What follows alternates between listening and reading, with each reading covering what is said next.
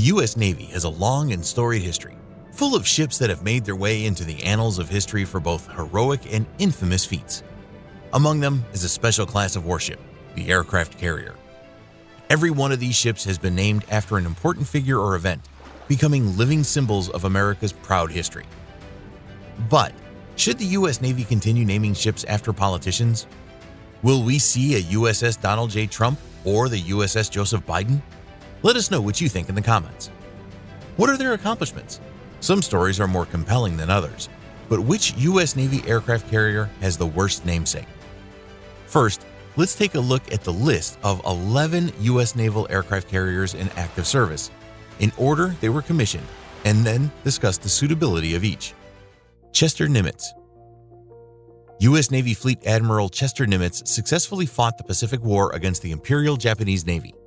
As the U.S. Navy's Fleet Admiral, Chester Nimitz effectively fought the Pacific War against the Imperial Japanese Navy. He strongly supported aircraft carriers, making his name the most suitable for a U.S. aircraft carrier. Dwight D. Eisenhower. During World War II, Dwight Eisenhower served as an Army general. In addition, he served as the nation's 34th president.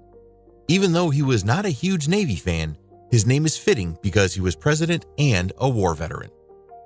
Carl Vinson. When it came to expanding the United States Navy in the years running up to and during World War II, U.S. Congressman Vinson was instrumental. It is possible that the Imperial Japanese Navy would have quickly conquered the Navy if his legislation hadn't been passed. That's why it's for the best that an aircraft carrier bears his name. Theodore Roosevelt. Yet another American president who served in the armed forces. While serving in the Navy, Roosevelt met and networked with other prominent naval strategists, laying the groundwork for future plans to wage naval war against Spain. Roosevelt's aggressive tactics laid the stage for the conquest of Cuba, Guam, and the Philippines. His name seems fitting for a carrier. Abraham Lincoln. Abraham was the 16th President of the United States and a member of Congress. He led the country through the war with the Confederate States of America and had the Union restored just before he was killed in office. As president, he put an end to slavery in the United States. You cannot have a better candidate to name a carrier after than him. George Washington. George Washington, the nation's first general, played a crucial role in establishing the United States of America. There's perhaps no more fitting name for an aircraft carrier than that of the very first president of the United States. John C. Stennis. John Stennis served as a senator from Mississippi for 41 years, but had very limited involvement with the Navy.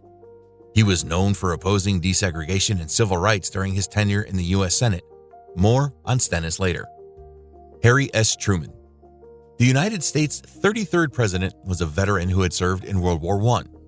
After Franklin D. Roosevelt passed, he took over as president and handled the final year of the war against Imperial Japan. His name fits, given that he was both a military veteran and president. Ronald Reagan.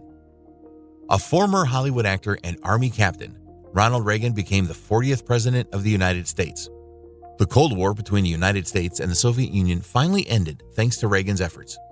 In the 1980s, he oversaw the construction of a fleet of 600 ships, a great name for an aircraft carrier. George H.W. Bush. A naval aviator and combat veteran of the Pacific War, was elected to Congress, served as director of the Central Intelligence Agency, and was elected vice president alongside Ronald Reagan, and succeeded Reagan as the 41st president of the United States. Gerald R. Ford. Following Richard Nixon's resignation as president, Gerald Ford, a veteran of the Pacific War as a Navy officer, took office as the 38th president of the United States. Since Ford was an aircraft carrier officer during World War II, his name is a natural fit for the carrier. And while U.S. citizens celebrate these namesakes, one particular U.S. aircraft carrier's name has caused nothing but controversies because of the person it was named after. And many people, including Navy veterans, call it the aircraft carrier with the worst namesake. USS John C. Stennis. The USS John C. Stennis, which had its home port in San Diego at one point, has a long and illustrious history in the Navy.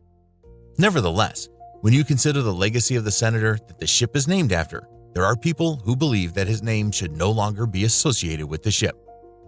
If Strom Thurmond of South Carolina and George Wallace of Alabama were the public faces of the Southern Dixiecrats, then Mississippi's John C. Stennis was the brains behind the white supremacist caucus in the 1948 Congress.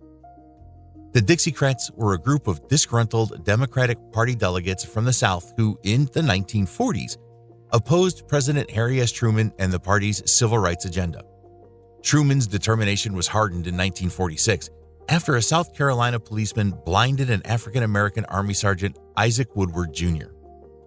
Stennis, on the other hand, almost single-handedly derailed the cultural changes attempted by then Chief of Naval Operations Admiral ELMO ZUMWALT, as ZUMWALT detailed in his memoir, On Watch. Throughout his time as a prosecutor, judge, and state legislature in Mississippi, Stennis worked tirelessly to obstruct efforts towards racial equality.